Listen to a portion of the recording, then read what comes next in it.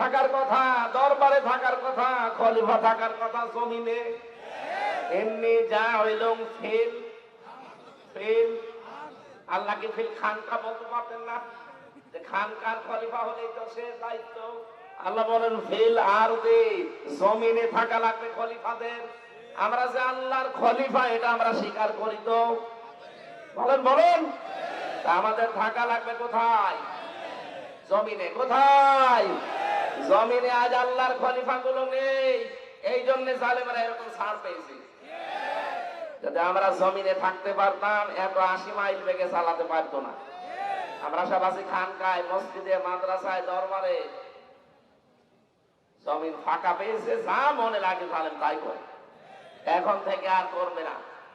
এখন আমরা থাকবো কোথায়? খানকার যারা খলিফা আছেন, দরবারের খলিফা আছেন, সব আসেন জমিনে।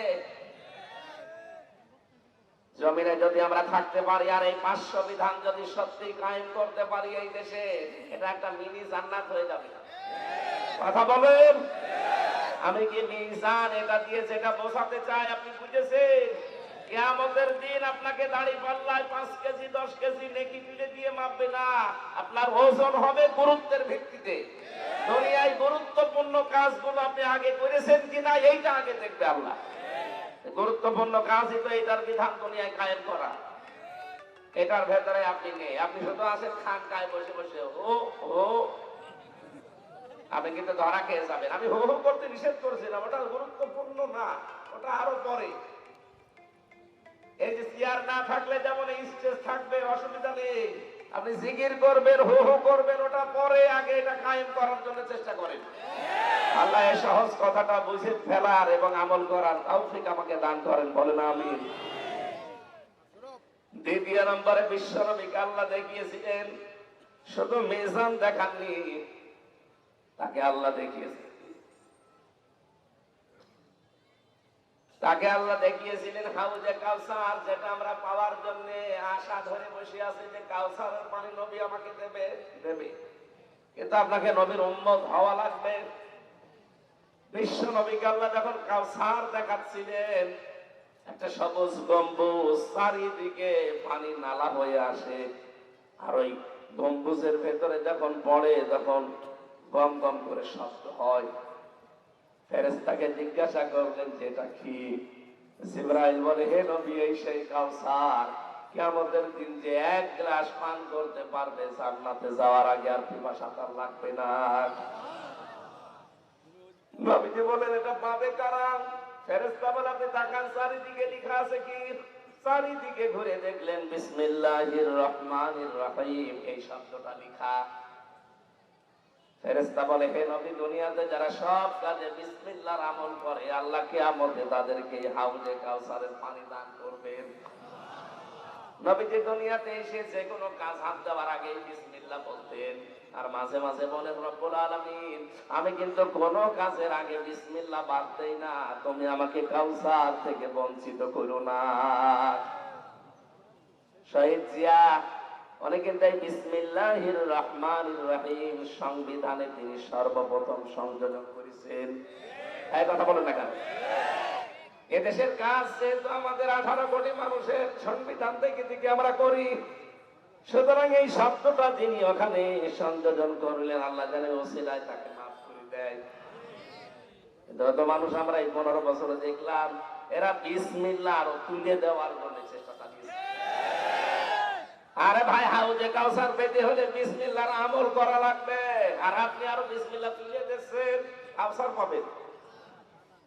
নবীজির আকুতি দেখে আল্লাহ পরবর্তী দেন সূরা কাউসার তার নামে রিজার্ভ করে দিলেন, ইন্না আ'তাইনাকাল কাউসার। হে নবী, আপনার জন্য আমি হাউজে কাউসারটা পুরা রিজার্ভ করে দিলাম। ফাসাল্লি লিরাব্বিকা ওয়ানহার। দুনিয়ায় যারা নামাজ আদায় করবে আর ত্যাগ তিতিক্ষা কোরবানি করবে, এই মানুষগুলোকে আপনি এটা দিতে পারবেন। ইন্না শানিয়াকা ওয়াল আবতার। পৃথিবীতে যারা আপনার শত্রু, তাদেরকে আমি আল্লাহ নির্বংশ করে ছাড়বো, বলেন আমিন। এরকম একটা একটা করে 27টা জিনিস তাকে দেখালেন। আল্লাহ রাব্বুল আলামিন বলেন, 27টা জিনিস দেখানো শেষ হয়ে গেলে আমি 14টা জিনিস তাকে শিখালাম।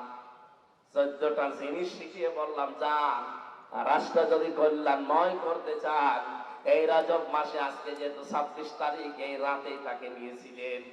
আমাদের উচিত যারা দায়িত্বে আছেন, আজকে রাত থেকে সূরা বানী ইসরাঈলের 23 থেকে 38 এই 16টা আয়াতের 14টা জিনিস দেওয়া আছে আল্লাহর পক্ষ থেকে।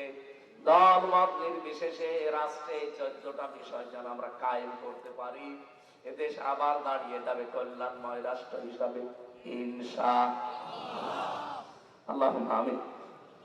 লা ইলাহা ইল্লা আনতা সুবহানাকা ইন্নী কুনতু মিনাজ জালিমিন। রব্বুল আলামিন ফরজ নামাজ আমাদের সামনে, এইজন্য আমরা আর চালাতে পারলাম না, শেষ করে দিলাম। যতটুকুই বলেছি আল্লাহ তুমি আমাদের প্র্যাকটিক্যাল লাইফে আমল করার তৌফিক দাও। এই অনুষ্ঠানে যদি সওয়াব দিয়েই থাকো, নবীজির রওজায় পৌঁছিয়ে দাও। যত মানুষ এলাকার মাটির নিচে ঘুমিয়ে আছে, মেহেরবানি করে তাদেরকে তুমি ক্ষমা করে দাও। আমি যেটা বোঝাতে চেয়েছি, আমি আশা করছি সবাই আমরা কম বেশি এটা বুঝে ফেলেছি। জীবনের গুরুত্বপূর্ণ কাজগুলো তুমি আগে করার তৌফিক দাও। গুরুত্বহীন যেগুলো, কম গুরুত্বপূর্ণ, ওগুলো আমরা পরে যেন করি। 500টা বিধান তুমি দিয়েছো, 500টা আমাদের প্র্যাকটিক্যাল লাইফে সেট করে দাও। যারা এই মাহফিলের আয়োজন করতে গিয়ে সুন্দর বাগান সাজিয়েছে, এই মানুষগুলোকে কবুল করো। সম্মানিত সভাপতি জনাব অ্যাডভোকেট নুরুল ইসলাম, তোমার এই গোলামের জীবনের ভালো ভালো কাজগুলো কবুল করে নাও। প্রধান অতিথি জনাব আলী নেওয়াজ মাহমুদ খয়ম ভাইকে কবুল করো। তার মা বাবাকে মাফ করে দাও। তার মা বাবাকে মেহেরবানি করে তুমি কবরে জান্নাতুল ফেরদাউস দাও। যত অতিথি এখানে এসেছে, অতিথিদেরকে তুমি অমরের মতো বানিয়ে দাও। মা বোনদের জন্য আলাদা করে কিছু বলার সময় পেলাম না। মা বোনদেরকে খাদিজার মতো, আয়েশার মতো বানিয়ে দাও। আল্লাহ তাআলা আগামীতে সময় নিয়ে, সুযোগ নিয়ে কোরআনের কথাগুলো আরো ব্যাখ্যা করে বলার তৌফিক আমাদেরকে দিও। মাহফিলে যারা আলোচনা রাখলেন, মাওলানা মহিউদ্দিন, মাওলানা সৈয়দ আহমেদ সহ যত আলেম এসেছে, আলেমদেরকে মঞ্জুর করো। মাওলানা হাসানুজ্জামান এসেছে সেই চুয়াডাঙ্গা উতলি থেকে, জিহাদ এসেছে, যত মানুষ দূর দূরান্ত থেকে আমরা আসলাম, আমাদেরকে মাফ করে দাও। বারাকাল্লাহু লানা ওয়া লাকুম ফিল কোরআনিল আযীম। প্রশাসনের যে ভাইগুলো আজকে দায়িত্ব পালন করলো, আল্লাহ তাদের দায়িত্বটা ইবাদত হিসাবে মেনে নাও। মরণ আসলেই যেন পড়তে পারি লা ইলাহা ইল্লাল্লাহু মুহাম্মাদুর রাসূলুল্লাহ। সালাম আলাইকুম। আশপাশে মসজিদে আমার জেলখানায় লিখিত বই ছিল কিছু, আমি নারীদের জন্য লিখেছিলাম, মেয়েদেরকে নিয়ে। এই যে এই গাড়িতে আছে, আমি 2-3 মিনিট আছি। আপনার স্বামীকে, মেয়েকে, ছেলেকে পাঠিয়ে বইটা নিয়ে যান। যান, পারিবারিক জীবন নিয়ে লিখা কাজে রাখতে। আলহামদুলিল্লাহ, আমরা যতটুকু পেলাম আশা করি আমরা সবাই আমল করব। আর রাজবাড়ীবাসীর পক্ষ থেকে আজকে আমাদের প্রধান